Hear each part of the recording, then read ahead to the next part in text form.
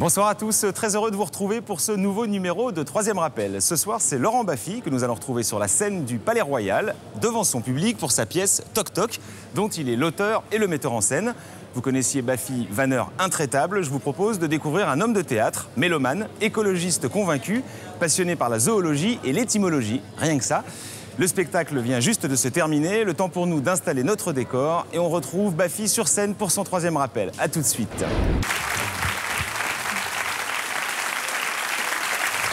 Vous allez bien? Merci d'être resté pour le Troisième Rappel de Laurent Baffy, auteur et metteur en scène de cette pièce. Merci au superbe théâtre du Palais Royal. Vous avez vu comme il est beau ce théâtre? C'est quand même un trésor d'avoir ça dans Paris. Je vous rappelle que cette émission est la vôtre. Il y a des micros qui sont dans la salle pour poser des questions à tous les artistes qui vont défiler sur le plateau. Laurent Baffy, bien sûr, mais aussi tous les comédiens qui vont venir au fur et à mesure. Voilà, ça s'appelle Troisième Rappel, c'est celui de Laurent Baffy. Je vous demande à nouveau de lui faire un triomphe. Monsieur Laurent Baffy!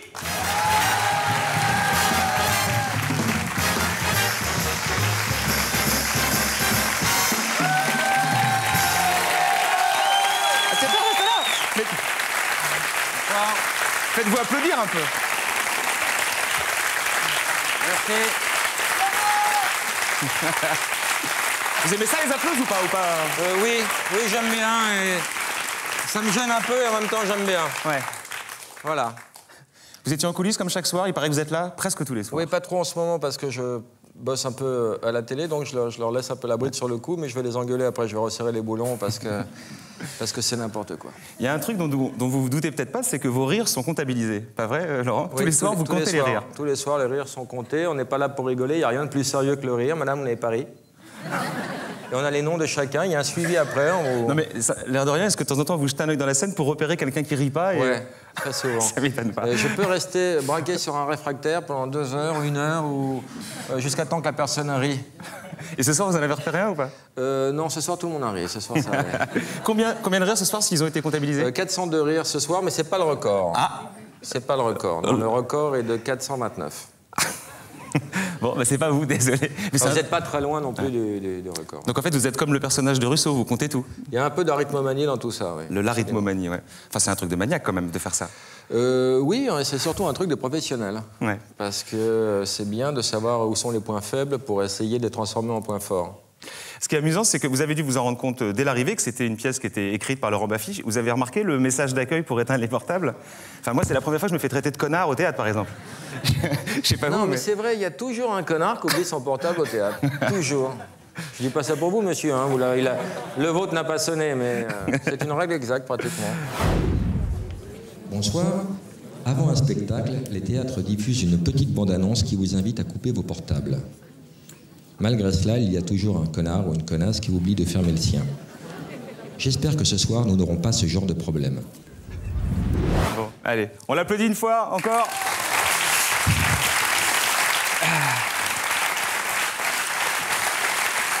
Bien. Puisque vous comptez tout, j'imagine que vous savez à combien de représentations on en est, parce que cette pièce, c'est un succès. On est à la 259e. Waouh. C'est quand même assez rare. Enfin, il n'y a pas tant de pièces de théâtre comme ça qui arrivent à durer sur une saison.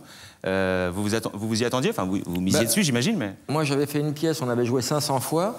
Donc, pour moi, au théâtre, on joue 500 fois. Votre première pièce, ma hein, première pièce. Donc, celle-là, je pense qu'on va jouer 500 fois. Et si un jour, je fais une pièce et si je joue que 50 ou 100 fois, pour moi, ce sera un échec total. Ah ouais, carrément. Ben, le théâtre, c'est 500 fois. C'est votre chiffre. Voilà, donc c'est vrai que je suis très angoissé. Alors cela dit, c'est parfois je vois des fauteuils vides et je ne comprends pas pourquoi certains fauteuils sont vides. Ouais. Je n'ai pas cette culture, mais bon, si je prends un bide, ça va me faire très très mal. Hein. L'idée ce soir, c'est de ne pas parler. Bafouiller, c'est mal barré. C'est la première. On peut les comptabiliser, les vannes, hein, aussi. C'est de ne pas parler de télé, puisque ça... D'accord. Je serais ravi de ne pas en parler, je déteste la télé. Non, mais j'allais vous y amener. C'est pas ce que vous préférez, finalement. Non, c'est pas ce que je préfère. C'est un art mineur. Carrément. On en fait tous pour l'argent, bien sûr. On a tous des problèmes de loyer. Hein. Enfin, ça a plombé l'ambiance. Il n'empêche que la télé, c'était le sujet, en tout cas le thème de votre première pièce. Exact. Là, vous aviez envie de passer à autre chose. Tout le monde se dit, mais pourquoi est-ce qu'il est parti sur le thème des tocs? Bah, tout simplement parce que vous en êtes bourré, quoi. Pas seulement, j'adore les fraises, je veux pas faire une pièce là-dessus. Ça suffit pas. Ouais. J'ai écrit une pièce sur les tocs parce que je pense que c'est un vrai sujet universel. Et j'étais content d'avoir trouvé ce sujet et j'étais sûr que ça parlerait aux gens. Bonjour. Bonjour. Bonjour. Bonjour.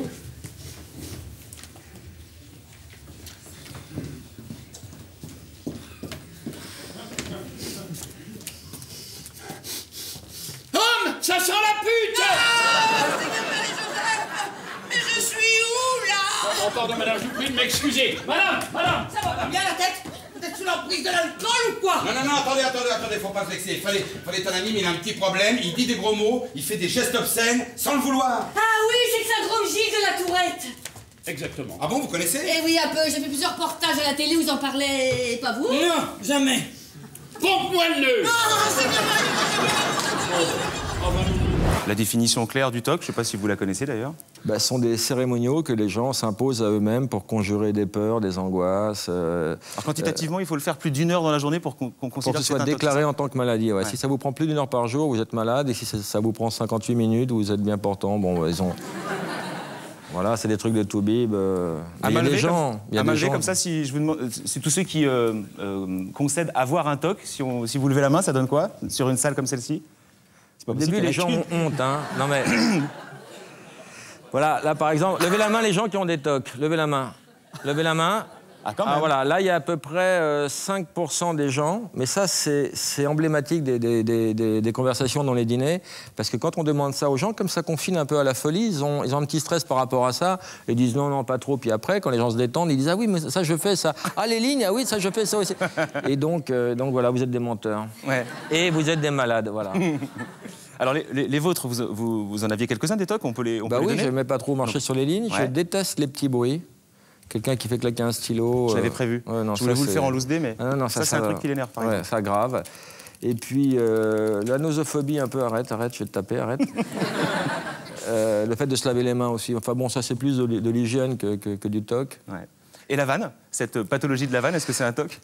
Non, je crois pas que ce soit un TOC, non. Il y a un peu de syndrome de Gilles de la Tourette dans mes propos parfois aussi. Je t'emmerde. Il est terrible, hein, ce truc-là, le Gilles de la Tourette, ça c'est... Moi, je peux tout à fait vous prêter les 90 € qui vous manquent, puisque je suis blindé, comme le dit Sylvien Vincent. Non, pas question. Les arrangements, c'est quand tout le plateau est vendu, pas avant. Non, pas forcément. Moi, je me souviens à l'époque où on jouait avec des francs. Eh bien, on pouvait se prêter de l'argent quand on voulait. Suce ma bite!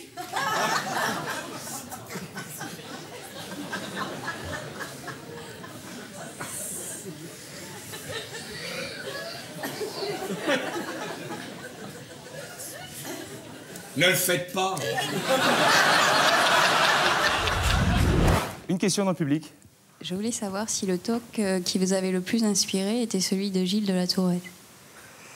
Ce qui m'a le plus inspiré, c'est de mélanger les TOC entre eux et de trouver cette situation de la salle d'attente pour que les gens se confrontent entre eux et s'énervent mutuellement alors qu'ils demandent de la tolérance aux autres.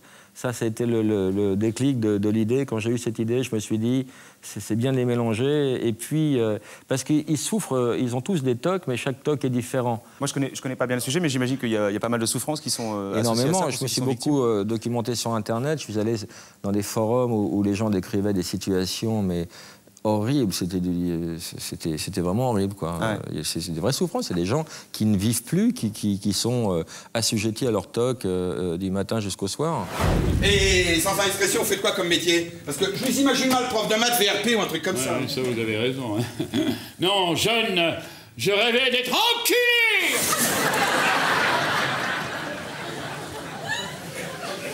Oh, pardon. Non, il n'y a pas de mal. Je rêvais d'être avocat. Alors, pour essayer un petit peu de décrypter votre écriture, il y a une situation qui est simple, vous le disiez, on est dans une salle d'attente, 6 personnes atteintes de TOC, et puis ils vont apprendre à se connaître entre eux puisque le médecin n'arrive pas. Malgré tout, dans l'écriture, on reconnaît bien votre style, c'est très enlevé, il y a des dialogues, c'est très incisif, il y a beaucoup de vannes, il y a même beaucoup de rampes de lancement pour qu'une vanne arrive. J'imagine que tout ça a été étudié, c'est pas... Oui, j'étais pas très bon en maths à l'école, mais pour moi, l'écriture d'une pièce, c'est comme une partition, c'est comme de la musique ou des mathématiques. Il y a des formules, il y a des adéquations, et puis il y a de la préparation. on sème pour récolter après. L'histoire, enfin, j'allais dire, elle est secondaire, c'est peut-être un peu exagéré, mais tout le sel de la pièce n'est pas forcément dans l'histoire. C'est plutôt le foisonnement des vannes. Oui, parce que l'histoire, c'est que 6 personnages qui attendent un docteur qui n'arrive pas pendant 2 heures. Donc c'était aussi un exercice de style, parce que le théâtre, c'est les portes qui claquent, c'est les amants dans le placard. Et moi, ça m'a amusé d'écrire une pièce comique avec aucune de ces ficelles. Ouais, c'est ce qu'on appelle. Enfin là, pour le coup, on est vraiment dans le comique de répétition, puisque par définition, un toc, il revient moult fois dans la pièce. Donc peut-être vous en êtes-vous rendu compte, mais vous rigolez toujours pour la même chose en fait. Donc c'est du comique de répétition. C'est-à-dire qu'ils sont cons, quoi. Non, c'est pas ça. Mais vous répétez toujours tout 2 fois? Oui. Et des fois, je répète aussi la dernière syllabe des autres. Oui. Et des fois, je répète aussi la dernière syllabe des autres. Et depuis quand c'est devenu systématique? Oh, depuis la mort de mon père. Oh, depuis la mort de mon père. Oh putain, mais on est où, là? Une question dans le public. Bonsoir. Est-ce qu'il existe d'autres tocs étonnants que vous n'avez pas exploités dans la pièce? Oui, il y a plein de tocs. Il y a des gens, par exemple, qui vont se frotter le dos. Non, mais vous riez, mais c'est une souffrance atroce. Il y a des gens qui se frottent tout le temps. Il y a des gens qui vont faire le ménage chez eux pendant 12 heures. Et puis, il y a des choses qui sont proches des tocs et qui n'en sont pas. Par exemple, au début, mon personnage ne se lavait pas les mains, mais elle disait le contraire de ce qu'elle pensait. C'est-à-dire que c'était un personnage, elle rentrait et faisait « au revoir ». Et c'était très drôle au début, mais je l'ai viré parce que c'était pas fondé médicalement, c'était pas un vrai toc. Et puis je pouvais pas tenir toute la pièce avec ce principe-là. Il y a un petit peu du côté one-man show stand-up là-dedans. Dans le stand-up, celui qui écrit, il essaye d'obtenir potentiellement un rire à la minute, c'est ce qu'on dit. Là, je rentre un peu dans la technique. Est-ce que vous avez écrit ça dans cet esprit-là? Enfin, ou un rire toutes les 30 secondes peut-être, mais... Plus, il doit y avoir à peu près 3-4 rires par minute.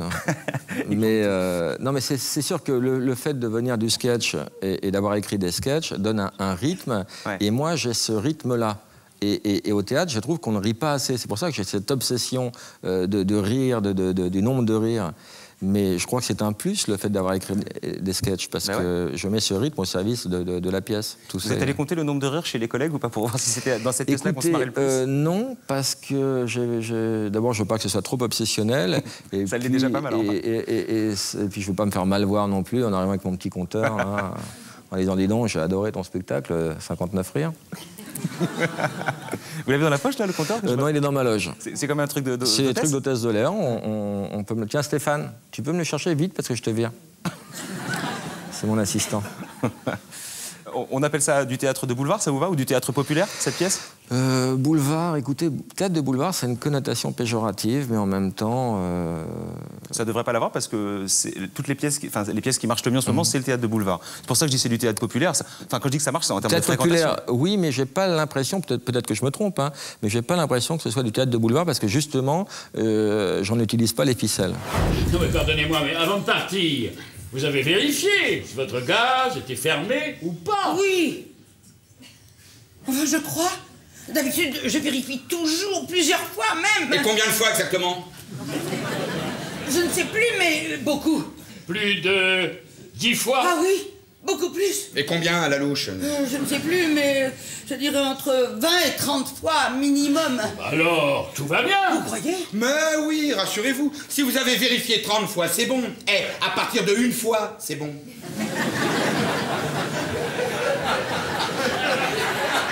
Alors pensez 30. C'est très très bon. C'est bon, le fion. Oh, c'est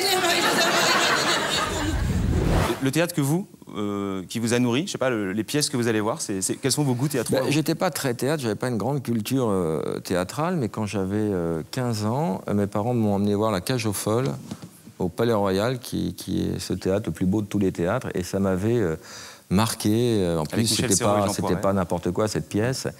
Et je suis très fier aujourd'hui, grâce à Francis Nani, qui est dans la salle, le directeur, d'être ici, parce que c'est le premier théâtre dans lequel j'ai mis un orteil, et c'est une grande fierté. Ouais. C'est assez courageux d'ailleurs, parce que je ne sais pas si vous allez souvent au théâtre, mais voir des pièces dans le privé, c'est-à-dire sans subvention, avec 7 personnages sur scène, du décor, le risque financier, qui le prend? Vous, le théâtre? Le directeur et moi. D'accord, vous êtes coproducteur comme on est coproducteur avec Francis Nani, qui est là, que j'adore, qui est devenu mon ami. Ça s'est pas très bien passé quand il a lu la pièce, il était en Corse, il était en vacances. Moi, il avait une pièce que je trouvais pas terrible. Je lui dis alors, vous pensez que vous allez arrêter votre pièce de merde? Donc il était un peu surpris qu'on lui parle comme ça. Il a lu ma pièce, la première réplique c'est « Je vous encule tous ». Il a refermé en disant Laurent Baffy.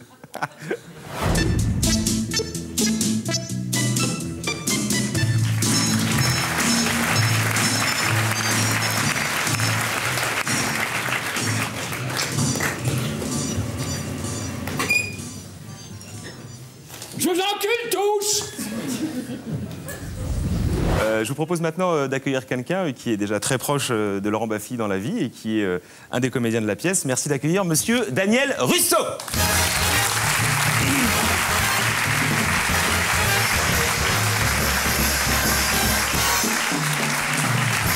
Bonsoir Daniel. Daniel Russo. On se connaît déjà. Qu'est-ce qu'il y a?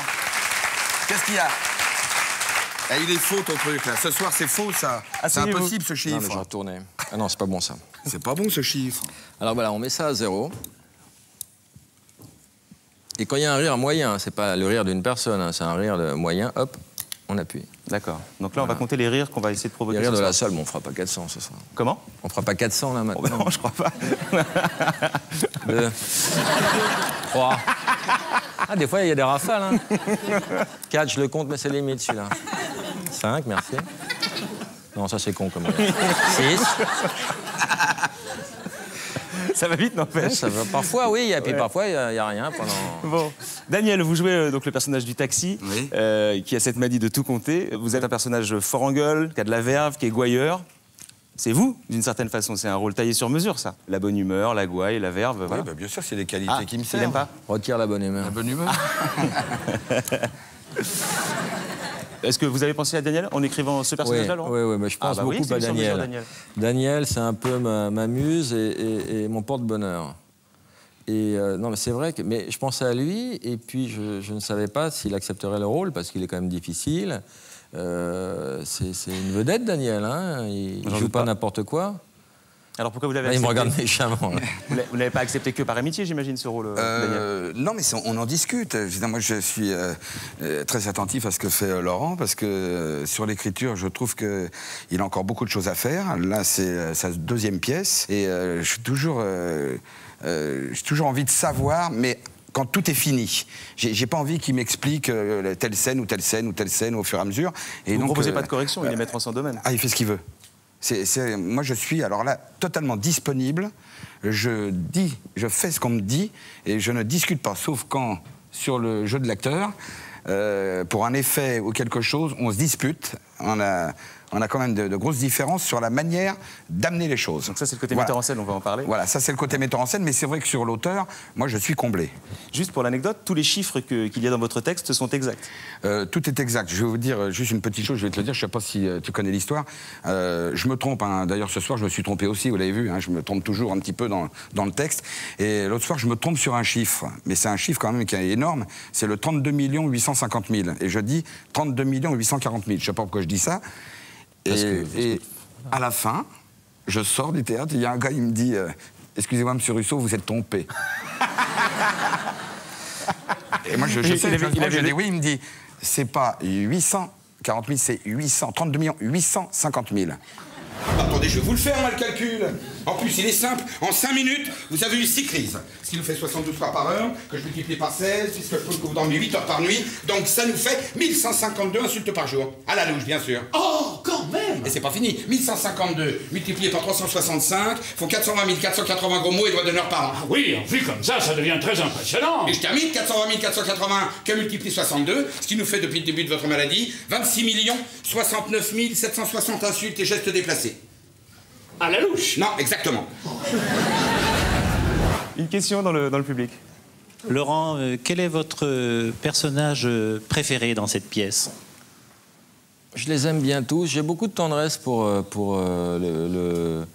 Fred, celui qui souffre du syndrome Gilles de la Tourette, parce qu'il faut savoir que c'est des gens qui sont coupés du monde socialement, sont des gens souvent brillants, qui ne peuvent pas avoir de représentation sociale. On ne peut pas, comme on le dit dans la pièce, être avocat ou prof, enseignant, quand on dit des insanités à longueur de journée. Donc j'aime beaucoup ce personnage, je le trouve attendrissant, avec son histoire d'amour raté et ses regrets. Mais le taxi est très fort aussi, parce que il joue au gros ballot, mais c'est un type très fin. Très très fin, et j'aime beaucoup. Enfin, je les aime tous. Là, on est clairement dans du divertissement, Laurent. Y a pas, je ne sais pas si vous avez quand même glissé quelques messages, si ce n'est des messages de tolérance vis-à-vis de ces gens-là. Il y en a peut-être un quand même, c'est au travers du personnage de la bigote qui doit toujours vérifier 36 fois les mêmes choses. Est-ce que vous vous amusez à travers elle à dire la religion en ce moment, il y en a un peu trop Non, non, si message il y a, c'est pas du tout là-dessus, c'est sur la tolérance et le regard sur l'autre, mais pas du tout sur la religion, pas du tout. Allez fils, on est tous derrière toi. Allez, on l'encourage. Allez, tout le monde l'encourage. Allez, vous pouvez le faire. Vous devez le faire. Pour nous. Pour le groupe, pour le groupe. Pour Jésus. Stop, carton jaune. Pas de publicité clandestine pendant le travail. Donc, on le disait tout à l'heure, metteur en scène pointilleux, paraît-il. Oui. Je dis pointilleux par euphémisme, et pour être poli, mais... Non, non, mais c'est très important. Je te laisse, je vais boire un verre d'eau, vas-y. Chie-moi dessus, je reviens. Non, non, mais c'est très important, parce qu'il y a une communion quand même entre un comédien et un metteur en scène. Bon, il y a un premier travail, on fait de la table, on fait quelques lectures, et puis après, bon, ben, on passe dans le décor, et puis... Mais quand on dit pointilleux, c'est quoi? Respecte du texte? Enfin, ça, j'imagine que... Non, mais on respecte le texte, on va pas changer Molière. Bon, pourquoi je changerais Baffy? Mais non, mais ça, ce sera coupé, ça. Mais non. Mais non, c'est vrai, c'est la même qualité. Non, mais c'est pour un acteur. Qu'est-ce qu'il a prouvé, Molière, au théâtre, ça va? Puis il fait plus grand-chose en ce moment. Hein. Et sur la direction d'acteur, vous n'avez pas vraiment appris à faire ça, Laurent? Donc c'est quoi? Vous faites ça un peu à l'instinct ou... Non, mais voilà, quand on écrit, on a une petite musique en tête. Et après, on aimerait que les comédiens restituent votre petite musique, votre phrasé. Donc c'est difficile parce que chaque comédien a son univers. Donc après, c'est une cote mal taillée entre ce qu'on veut et ce que les autres vous proposent. Et puis, ils vous offrent aussi des choses auxquelles vous n'aviez pas pensé. Mais c'est toujours un combat très dur, ça. Le public. Bonsoir. Je voulais savoir pourquoi ne pas avoir tenté d'interpréter un des personnages de la pièce. Parce que je suis pas comédien et que j'adore diriger les comédiens, et c'est pas pour autant que je me sens comédien. C'est pas mon truc, je me trouve... Vous faites bien de poser la question. Je me trouve pas bon, donc voilà, et j'ai beaucoup de plaisir. Je l'ai fait. Alors, le jour de mon anniversaire, ce gros con m'a fait une crise d'appendicite. Voilà, c'est un beau cadeau, je le remercie. Donc, j'ai cherché désespérément à le remplacer. Comme il n'y avait que moi qui connaissais tous les rôles, j'y suis allé, mais j'étais dans un état lamentable. Et lui était à l'hôpital, content.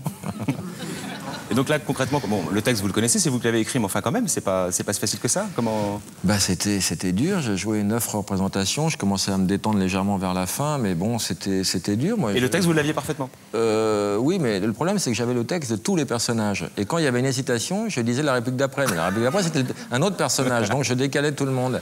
Et puis... Au final, vous avez joué correctement ou c'était... Bah, personne n'a crié remboursé, dans les fiches, ça allait, donc ça n'a pas été une catastrophe. Mais bon, moi, en tant que spectateur, j'aurais gueulé, quoi. Voilà. Ce qui est amusant, c'est pas vraiment un toc, mais vous avez une longue carrière, Daniel, vous avez fait beaucoup de films au cinéma, beaucoup de films, beaucoup de pièces de théâtre. Vous avez 4 prix de conservatoire, quand même, monsieur Russo. Et au départ, vous avez fait du théâtre pour corriger un défaut de prononciation, je crois. Oui, j'ai commencé à faire des cours de diction parce que je suis tombé d'un arbre. Il était pétomane, tu vois. Écoute la suite, tu vas adorer. Non, mais... Parce que je voulais montrer au môme comment on faisait Tarzan, avec une liane. Donc c'était étudié, tout ça, et puis bon, ben, je suis tombé, et boum, on m'a refait un peu tout le... Et donc il a fallu que je réapprenne à parler pendant 3 ans. Et je suis rentré dans un cours, et puis le monsieur qui était dans la mairie avait un cours, et il me faisait pas payer, puisque bon, j'avais pas d'argent, mais il m'a dit c'est pour toi, c'est pas pour moi pas d'argent. Voilà. Et c'était pas pour être acteur, moi je voulais simplement réapprendre à parler. Et je regardais les autres passer des scènes, et puis un jour j'ai essayé quand même de passer une scène. Et évidemment qu'à cette époque-là, je faisais le plein quand je passais une scène, parce que tout le monde se marrait. Donc on se foutait pas mal de ma gueule, mais... à vos dépens. Oui, mais ça fait rien, c'est pas grave, ça m'a encouragé. Moi, ça m'a pas bousillé le moral du tout, au contraire. Tous ces gens qui se sont foutus de moi m'ont aidé à être ici aujourd'hui, donc c'est quand même vachement bien. Moi, j'ai la niaque pour ça. Allez-y, je me concentre. Je suis prêt. Je vais vous montrer qui c'est Raoul. Marignan. Rien à foutre. Déclaration des droits de l'homme. J'étais pas né. Eure-et-Loire. Jamais foutu les pieds dans ce département de merde. Bravo, alors là, Vincent, vous m'épatez. Non, ça, on s'en fait tout un fromage, mais c'est pas si dur au fond. Boing, boing. 747. Oh merde. Je le disais tout à l'heure, vous êtes très potes tous les deux, mais la complicité, elle n'est pas venue tout de suite. Je me suis laissé raconter que la rencontre entre vous deux était un peu houleuse au départ. Ça s'est passé à la Colombe d'Or, je crois, à Saint-Paul-de-Vence. Ouais. Non, pas houleuse. Non, si. J'ai balancé le non. Dans la première rencontre, il s'en souvient pas parce qu'il était prétentieux à l'époque. On était dans la même banque. Et moi, je l'avais déjà remarqué. Je trouvais déjà que c'était un bon acteur. Donc je le regardais, je souriais. Et lui, il se la pétait à l'époque. Il m'a même pas jeté un regard. Ah, si, et après, j'étais un peu plus connu. Donc quand je vais parler dans cet hôtel, il m'a répondu. Puis on est devenus potes. Mais moi, je l'avais déjà rencontré 3-4 fois. Je le regardais avec des yeux de coquin. Mais si. BNP, rue des Martyrs, gros. Si c'est dans une banque, on se méfie. Hein. Je me regardais même. Et donc à Saint-Paul, un peu... Il m'insulte. J'étais au bord de la piscine, il me fait c'est vrai qu'il a fait 9 mois là, ce film à la con. Je lui ai dit, j'ai même pas pu répondre. Il me fait parce que ma femme est enceinte, elle se le repasse en boucle. C'est vraiment chiant, grave quoi. Vraiment, s'il me fait chier ton film. Et il part à nager. Je lui ai dit mais c'est qui ce connard? Et ma femme m'a dit mais je crois que c'est Baffy. J'ai dit c'est Baffy. Et puis il revient en nageant. Je l'attendais. Putain, je me suis dit attends, je vais me le faire grave. Le mec de la télé là. Et puis il vient, il me fait on déjeune. Et il m'a désarçonné là. Quand il m'a dit, j'ai dit bah oui, et puis voilà. Puis j'ai payé, on est devenus amis. Est-ce que vous vous êtes découvert des passions communes, finalement? Sa femme. Ça y est, ça commence à chauffer, Baffy. Hein? Ça y est. Ça chauffe. Des passions communes, oui, le métier. On a l'amour du travail bien fait. On est pointilleux, tatillon, on aime bien la belle ouvrage. C'est mon kiff tous les soirs d'être vigilant et qu'on vous offre le meilleur spectacle, parce que quelquefois, il y a un spectacle peut bouger. L'ennemi, c'est le décalage. Voilà. Et puis l'habitude, et puis le fait de venir et de se dire, allez, je viens pour aller au théâtre, pour et oui, parce qu'il y a un effet pervers dans le triomphe. C'est que quand on vient pour la 282e fois, il ne faut pas y aller comme au bureau. Voilà. On vous gagne tous les soirs. Tous les soirs, le spectacle, il faut le gagner. Et c'est ce qui s'appelle le gagner, c'est-à-dire que ça bouge pas, quoi, ou alors dans le bon sens. Mais on travaille tout le temps. Laurent, c'est là où on s'entend bien, parce que comme on a un auteur vivant, il est là. Et quand il me dit, tiens, il y a peut-être un truc à faire à ce moment-là, là c'est mon kiff, parce que je me dis, il va trouver un truc. Souvent, c'est quand il va aux toilettes qu'il le trouve, quand on est au restaurant, et c'est vrai. Chaque fois qu'il va aux toilettes, je me dis, je vais avoir le truc, là. Alors, non, c'est vrai. Quand je vais pisser, il me dit alors, t'as un film? Voilà. À chaque fois. C'est vrai. Un point commun que vous avez, en revanche, c'est que vous êtes deux gros angoissés. Tu m'as fait peur. Vous êtes deux gros enculés, et on le dit dans le showbiz, hein. Il paraît que vous avez toujours du Lexomil sur vous. Non, ça c'est une connerie qu'avait écrit un journaliste et que les journalistes n'écrivent jamais de conneries. Bien sûr. Et non, en revanche, je vais vous montrer ce que j'ai sur moi. J'ai toujours un petit couteau suisse. Et puis j'ai une petite pierre que m'a offert mon ami qui est là. C'est mon plus vieil ami, vous pouvez l'applaudir. Et Jacques, c'était mon instituteur de quand j'étais petit. Voilà. C'est donc mon plus vieil ami. Bah oui. Tout le monde s'en branle, c'est agréable. Est-ce que vous pouvez nous dire, puisque vous étiez son instituteur, quel genre d'enfant était Laurent? Un ange tombé du ciel. Ah oui, un ange tombé du ciel Ça vous emmerde, ça, hein? Dans un tonneau de poêle à gratter. Voilà. Dans un tonneau de poêle à gratter. Ah, quand même, ouais. Ah, c'est dommage la fin, Jacques. Il faisait des blagues ou pas? Pas avec moi. C'était un ange. Non, c'est la seule période de ma vie où j'ai été sage à l'école, c'était avec lui, ça a duré 1 an, mais j'étais tellement étonné par sa façon de diriger une classe. C'est quand même un type qui nous a fait boire de l'alcool pur à des enfants de 10 ans. Il a monté une distillerie en classe, il disait, vous buvez juste quelques gouttes, c'est une expérience. Non, c'est vrai d'ailleurs, ouais, c'est vrai. Lily, merci pour les encouragements. Franchement, ça me va droit au cœur, mais si je rate, faudra pas m'en vouloir. Hein. T'inquiète pas. Bonne chance.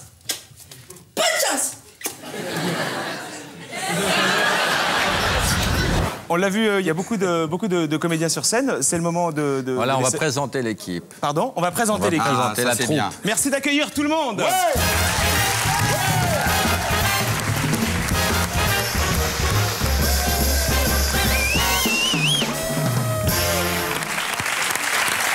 Venez Venez, mettez-vous devant. Claire, voilà, s'il vous plaît.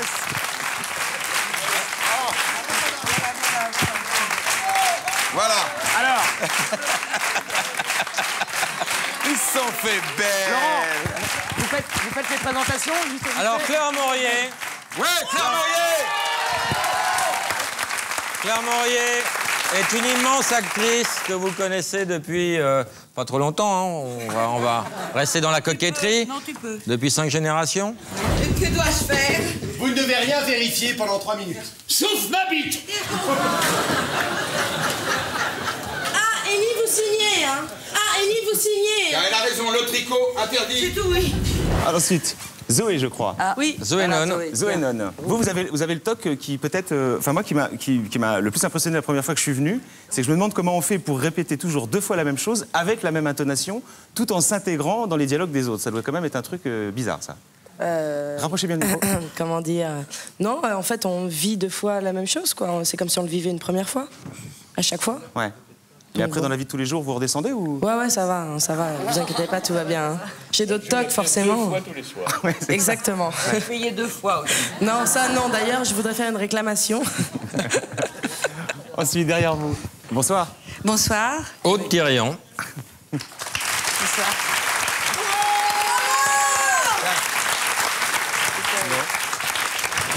Bon, allez, les gars. Je ne vous ai jamais rien demandé, mais là, il me faut un 12. Allez, les petits, 6 et 6. Mais allez-y, mettez la langue pendant que vous y êtes. Mais ça va, j'ai pas la gueule non plus. Oh là là, quelle horreur. Alors en fait, la gale, c'est des petits parasites, là, genre acariens, là, qui pondent directement sous la peau, là, puis ça grouille là-dessous, là. On dirait le métro aux heures de pointe. Non, mais qu'est-ce qu'elle a? Elle a mangé un Larousse médical à midi? Est-ce que le fait de jouer ça, ça vous a rendu un peu plus maniaque avec l'hygiène ou... Pas du tout. À l'inverse. Elle a toujours été crade, Aude. Ça n'a rien changé dans son hygiène. Non, ça s'appelle un métier, et non, j'ai absolument pas... Vos cheveux sont propres quand même. Oui, lavé de bon matin. Yvon Martin.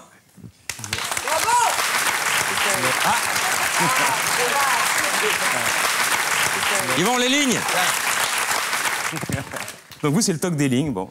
Voilà, on l'a tous un peu. Il y en a d'autres dans le showbiz. Et Pardon? Non, il y a des gens qui ont le toc de ligne.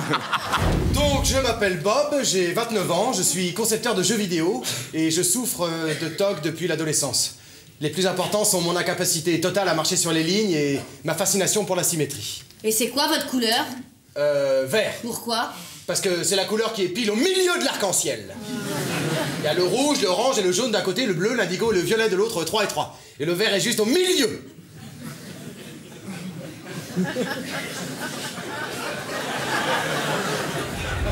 Et c'est lui que je gardais pour la bonne bouche. La bonne bouche? 35 ans de comédie française. Monsieur Desrands. Bernard Desrands.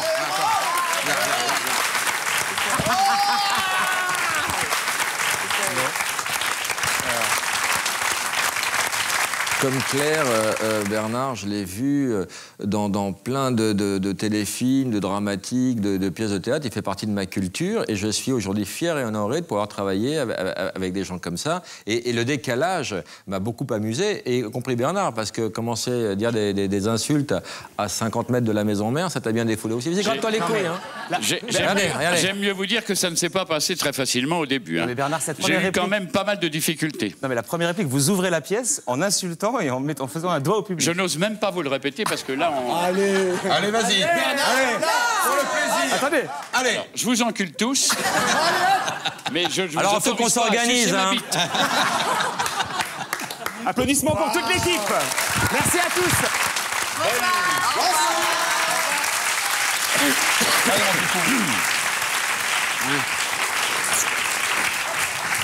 Merci Daniel. Salut. Merci. Bonne ambiance quand même. J'ai cru qu'il partirait jamais. Vous m'amenez la question. J'imagine que si vous n'aviez été connu que comme le vanneur de plateau de la télévision, vous auriez ressenti ça comme un échec de n'avoir fait que ça dans votre vie? Bah, je sais pas, parce qu'inventer un boulot qui n'existe pas, arriver à en vivre et gagner très confortablement sa vie en faisant ce pourquoi vous étiez puni étant gosse, je suis très très fier de ça. Votre scolarité est peu éloquente, on va dire? Non, mes enfants regardent peut-être. J'ai été très brillant. J'étais assez brillant. Derrière ça, vous avez fait pas mal de petits boulots. Oui, j'ai fait des petits boulots, mais parce que vous savez, bac plus 9, c'est pas facile à vivre. Hein, donc barman, groom, livreur, liftier, enfin tout y est passé. Voilà. Animateur de club de vacances, c'est une forme de spectacle. Oui, et puis enfin ça, j'ai fait ça une fois, mais c'est là où j'étais confronté au one-man show. Vous voulez que je vous raconte l'histoire? Oui, oui. On est là pour ça, Laurent. Quand je faisais plein de petits boulots, j'ai répondu à une petite annonce pour être animateur donc dans un truc de vacances au ski. Et j'y suis allé en observateur pour apprendre le métier, pour voir comment ça se passait. Et puis il y a un type qui est parti, je sais pas quoi, enterrer sa grand-mère, un animateur, et le chef du village m'a dit « Demain, tu fais 2 sketchs ». Et moi, ne sachant pas que c'était des sketchs qui existaient déjà, qu'il y avait des livres, des trucs, moi, naïvement, j'ai écrit pendant la nuit et je les ai faits le lendemain. Et ça s'est très bien passé, sauf que j'ai eu très très peur et je me suis dit plus jamais ça, je vais écrire pour les autres, mais voilà. Donc voilà comment a commencé l'écriture finalement. Voilà comment a commencé le fait de mettre un pied sur scène et de faire rire, de faire des sketchs, quoi. Mais d'écrire, c'était antérieur, vous écrivez depuis toujours? Ouais, j'ai toujours écrit un petit peu, je bricolais un petit peu, oui. D'ailleurs, je crois que votre objectif pour 2007 ou peut-être 2008, c'est enfin de monter sur scène pour faire un one-man show. Mais ça, c'est... Ça, c'est le vieux rêve, ça. Oui, c'est le vieux rêve, j'en parle beaucoup, et puis je ne sais pas si je le ferai un jour, mais voilà, je me mets la pression tout seul. Pour l'instant, ce qui vous retient, c'est la peur, donc. Ouais, et en même temps, c'est une telle escroquerie qu'en même temps, j'ai envie de le faire. Mais j'ai trouvé la parade, je pense. Si un jour je le fais, comme j'ai très peur des gens, je vais terroriser mon public. Ce sera une guerre, quoi. Il n'y a pas de raison qu'il n'y ait que moi qui chie dans mon froc. Donc les gens qui achèteront un billet le feront en connaissance de cause parce que je vais vraiment les terroriser, les faire monter sur scène, les pourrir, et les gens paieront pour ça, ce sera vraiment lamentable. Il y a déjà quelques lignes décrites? Ah oui, bien sûr, il y a plusieurs sketchs décrits, beaucoup de situations, voilà, mais comme il y aura énormément d'impro, il faut juste que je me jette à l'eau, quoi. En écriture, vous avez souvent écrit pour les autres, en revanche, avant de le faire pour vous bientôt, je vous le souhaite. Le plus connu, c'est effectivement Bigard. Qu'est-ce qui est entre vous? Qu'est-ce qui fait que vous êtes complice avec Bigard? Pourquoi lui? Parce que d'abord, c'était une histoire d'amour. On s'est connus un casting pour écrire pour la classe, pour Guy Lux. Et puis voilà, c'est une période où on était en galère tous les deux, on était jeunes, on ramait.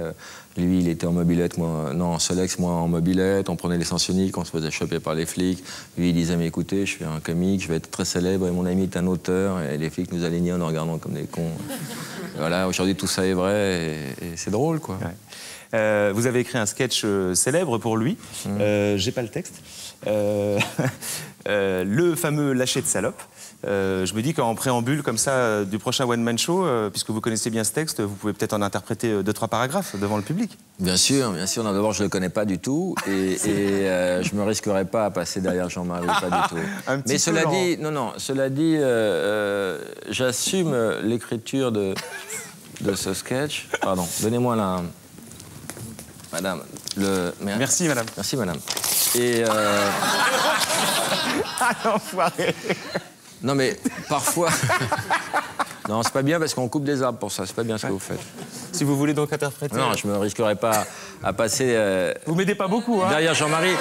Non, cela dit, ce que je voudrais simplement dire par rapport à ce sketch, c'est que on nous l'a souvent jeté à la figure en disant que c'était honteux, déshonorant pour les filles, ce que je crois pas du tout. Beaucoup de femmes sont venues rire au spectacle de Jean-Marie. Et je trouve ce sketch plutôt bien écrit. Maintenant, il est ce qu'il est. Il est excessif, mais il faut pas prendre ça au pied de la lettre, bien évidemment. Question du public? Bonsoir. Bonsoir. Bonsoir, madame. Et selon vous, quel est le meilleur en one-man show et qui va cartonner dans les années à venir? Alors, qui est le meilleur? Je trouve que Jean-Marie Bigard, il faut préciser le nom de famille, hein, parce que quand on commence avec Jean-Marie, ça glace un peu les gens. Un talent très très étonnant.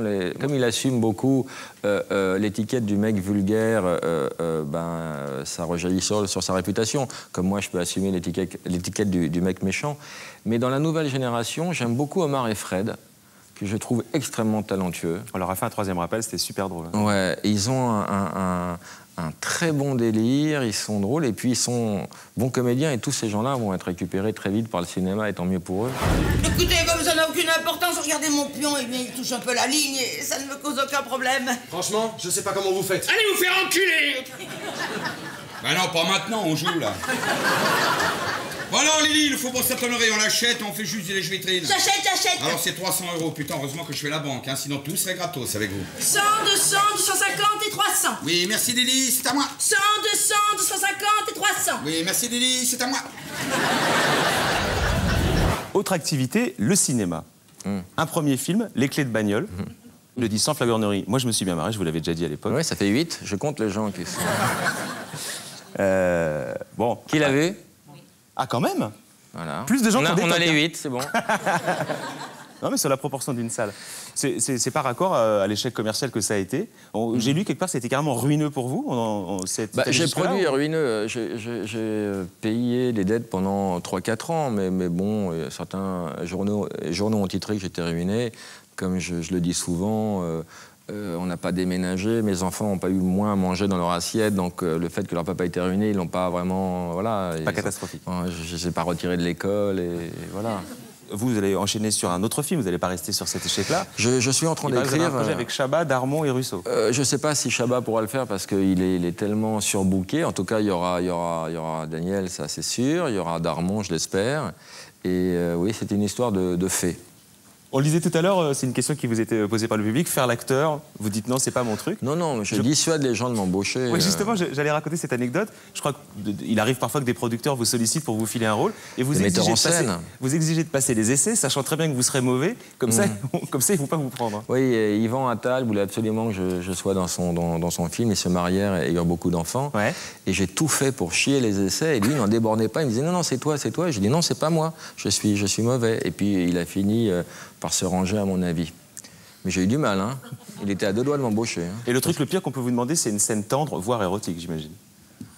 Mais c'est même pas qu'on peut me demander d'où on peut me demander ça, on ne me demande même pas. Un acteur doit savoir rire sur commande, pleurer sur commande, je ne sais pas faire ça. Alors après, se foutre à poil dans un lit et tourner... oui, ça dépend avec qui. Effectivement, avec vous, ça me ferait réfléchir. Voilà.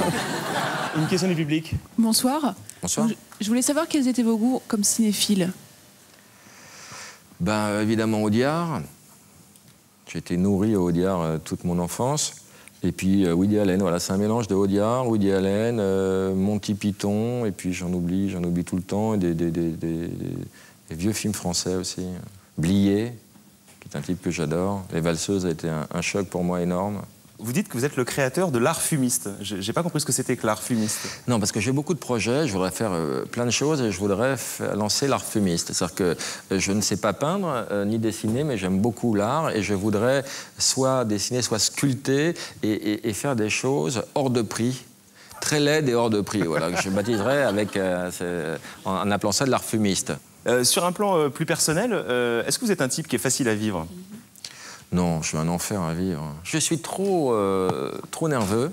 Je suis stressé, donc stressant. Et je fais beaucoup de choses en même temps. Je suis sur plusieurs fronts.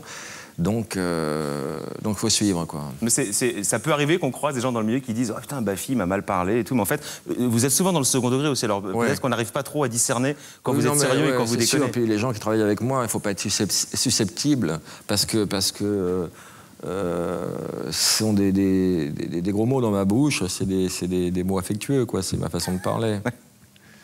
Quand vous aimez il faut déconner. Ouais. Quand vous aimez bien une femme, par exemple... Tiens, t'es là, fils de pute, ça veut dire je suis content de te voir. Est-ce que, à l'inverse, comme tous les vanneurs, vous avez un problème d'autodérision? Non, je pense qu'on ne peut pas vanner sans pratiquer l'autodérision. Mais est-ce que vous êtes capable d'accepter un peu d'impertinence à votre égard? Bien sûr. Bien sûr, pas dans mon équipe, parce que je licencierais des gens qui me parleraient mal. Bien sûr, il y a des barèmes très stricts. Donc vous êtes peut-être plus fragile que vous en avez l'air, finalement. C'est ça, le truc? Non, je crois La meilleure défense, c'est l'attaque. Oui, si. Oui, mais bon... Voilà. C'est le truc que ma fille déteste le plus au monde, c'est de parler un petit peu de lui, c'est pour ça que j'insiste un petit peu. Ouais, mais pas lourdement, ça va. Là, il y a un message. Et le côté rebelle, vous êtes vraiment un rebelle ou c'est de la rébellion de base? Non, mais c'est des études. Moi, j'ai un CAP de rebelle à la base. Donc, c'est 3 ans d'études. On apprend à cracher à la gueule de son patron, à dire des gros mots, à faire des doigts. C'est vraiment une formation. Prétendre être un rebelle, c'est une chose, mais... Mais je prétends pas être un rebelle. Je trouve ça ridicule. Ah d'accord, vous n'en êtes pas un, en fait. Mais j'en sais rien, j'en suis parfois un. Et puis, vous savez, le rebelle que je suis, c'est beaucoup embourgeoisé. Et voilà, bon, je reste ce que je suis, mais plus du tout dans les conditions de ma jeunesse, quoi. Embourgeoisé, 48 ans et papa de 3 enfants, quand même. Une question dans le public. Bonsoir. À la télé, vous n'êtes pas souvent tendre avec les femmes. Vous ne seriez pas un peu misogyne, hein? Alors, il y a certaines femmes qui peuvent penser ça, oui, ça revient. Parfois, moi, je ne pense pas, mais bon, je ne suis pas le meilleur juge. Peut-être que je le suis parfois. Mais je ne crois pas, moi, personnellement. J'ai une vision de la femme assez belle. Et j'idéalise beaucoup la femme. Mais bon, elle fait les frais de mon vocabulaire, comme l'homme. D'ailleurs, il y a une de vos copines qui voulait vous faire une petite bise. Ah, bah... Ouais. Je l'ai vue hier, à côté de vous. Geneviève. Je l'ai vue hier, j'ai beaucoup d'affection pour elle. Mais, rien de méprisant dans ce que je vais dire pour Madame de Fontenay, mais j'arrive pas à comprendre pourquoi vous êtes copains tous les deux. Qu'est-ce qui vous relie? Parce que ça a très mal démarré. Ah, et ça, c'est bon signe pour vous. Ouais, très mal démarré. C'est-à-dire que moi, j'avais une vision négative d'elle. J'aimais pas l'histoire de Miss. Je trouvais qu'il y avait un côté négrier, traite des blanches. Et j'étais un peu remonté contre elle. Et elle était dans une émission de Sébastien. Elle était dans un couloir. Elle parlait avec la femme de Patrick. Et moi, j'attrape la femme de Patrick. Je lui dis, excuse-moi, tu sais pas où on pourrait trouver une pute avec un chapeau?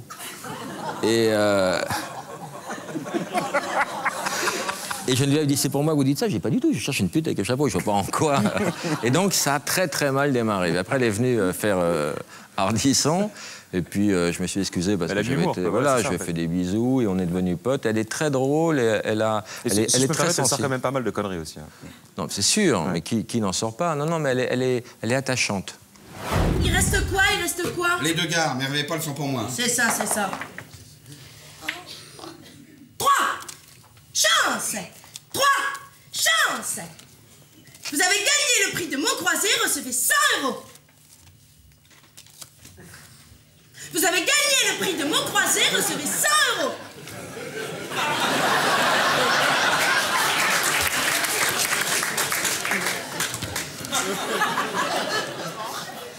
Elle a failli me niquer, dis donc. La vraie passion de Laurent Baffy, ce sont les animaux. Pourquoi d'ailleurs? Pourquoi les animaux? La zoologie, parce que j'aime bien connaître le nom des animaux. Voilà. Ça a commencé avec doucement, et puis après, il y a tout dans la zoologie. On apprend des choses en histoire, en climatologie, en paléontologie, en français. On apprend les racines grecques et latines. Vraiment, autre de vos passions d'ailleurs, l'étymologie. Ouais, c'est passionnant. Mais bon, je me rends compte que ça fait chier tout le monde. Alors, il y a un truc que vous faites qui est hyper... Enfin, moi, ça me paraît marrant de l'extérieur, c'est des opérations de sauvegarde de nuit pour les crapauds. Ouais.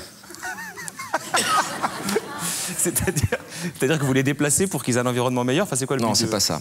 C'est que moi, j'habite un coin où il y a un type qui a un étang. Et le crapaud, l'hiver, il hiberne, il se met dans la terre. Et au printemps, il sort, il va se reproduire dans l'eau.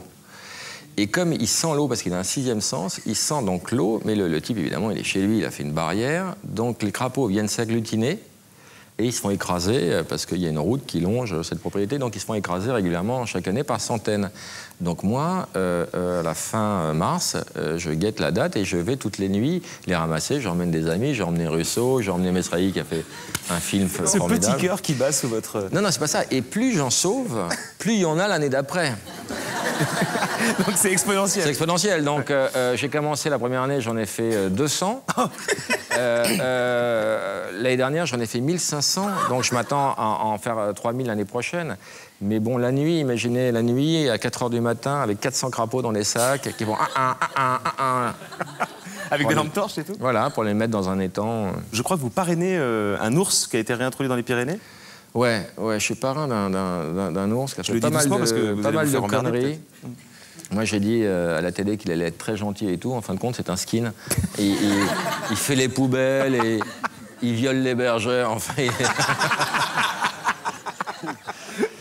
Mais voilà, je suis... Mais vous tenez le parrainage, vous parrain irez avec Véronique Sanson. On est parrain et marraine de cet ours qui s'appelle Franchka. Voilà, et dont on n'a aucune nouvelle, même pas un texto, rien. Donc on commence à s'inquiéter un peu. Puis alors sinon, l'animal... Enfin, peut-être que l'information est mauvaise. Votre animal préféré, c'est... Je l'avais préparé. Est-ce que vous connaissez cette bête? Oui, c'est un ornithorynque. C'est pas, j'ai pas d'animaux préférés, mais celui-là, j'ai une fascination. Particulièrement bien. J'ai une fascination. Ouais. Bah, j'en ai jamais vu. Ah bon? Bah non, parce que ça vit pas sous nos latitudes. En plus, il n'y en a pas en captivité en Europe. C'est un animal fascinant parce qu'il a un bec de canard, une queue de castor.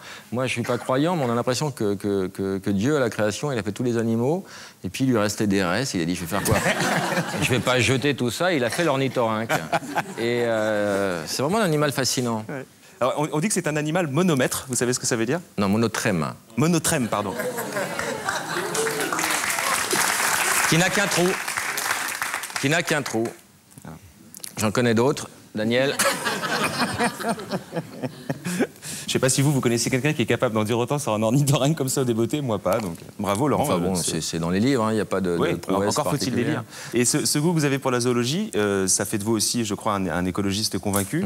Ça c'est dans votre vie de tous les jours, mais vous seriez capable d'aller jusqu'au militantisme ou même jusqu'à l'engagement politique?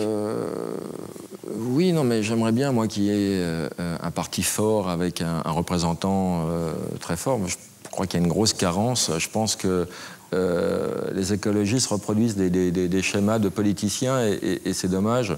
Ça n'aide pas la cause, malheureusement. Et le côté militant, vous vous sentez d'attaque de... Mais c'est pas mon truc, moi. Adhérer à un parti, c'est pas mon truc. Je suis trop individualiste. Et puis quand un comique commence à être sérieux, on voit dans le regard des gens qu'on ennuie tout le monde. Et ce qui est épouvantable quand on est comique, c'est que les gens attendent de rire en permanence. Et quand vous êtes sérieux, même si vous dites des choses formidables, quelque part, vous les décevez.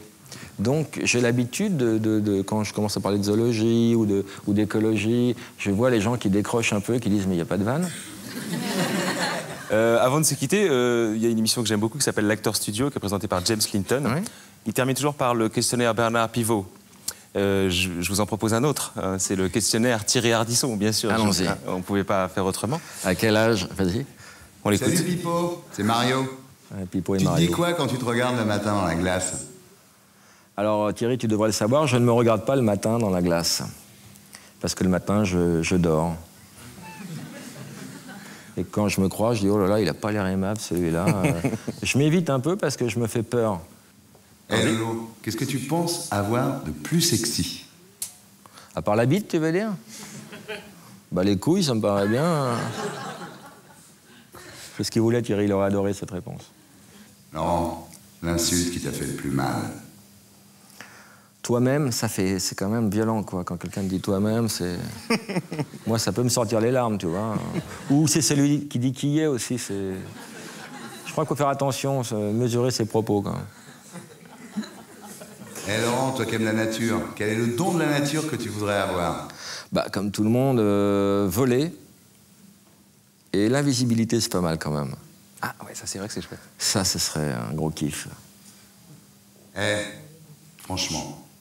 Honnêtement, t'es déjà sorti avec la femme d'un copain? Ça me gêne de t'en parler, Thierry, parce que t'es pas censé connaître l'histoire, mais j'ai baisé ta femme. Alors, qu'est-ce que tu lui dirais si tu croisais Dieu?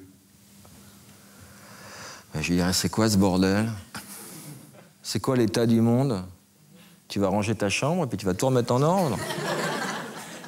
J'y passerai un savon grave. C'était le troisième rappel de Laurent Baffy, messieurs dames. Merci. Merci Laurent. Merci beaucoup.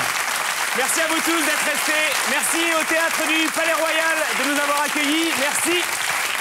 Merci aux téléspectateurs de France 3 et à bientôt pour un prochain troisième rappel. Ciao.